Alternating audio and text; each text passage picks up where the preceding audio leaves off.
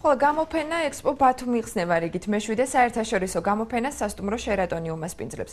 განსხვავებით გასული წლებისაგან წელს გამოფენაში პირველად ჩაერთვება გერმანია. ქვეყნის რეგიონებიდან კი თავის ნაწარმს პირველად რაჭა წარმოადგენს.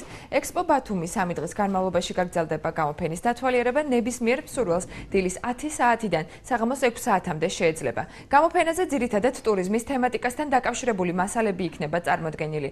ყოველწლიური გამოფენის ორგანიზატორი საერთაშორისო გამოფენების ორგანიზატორი კომპანია Geonet Expo-ა. მხარდამჭერები აჭარის მთავრობა, აჭარის ტურიზმის დეპარტამენტი და ბათუმის მერია. ყოველწლიური გამოფენა ხვალ 12 საათზე გაიხსნება შერატონში. ამ დროისთვის საგამოფენო დარბაზის სამზადისი მიმდინარეობს.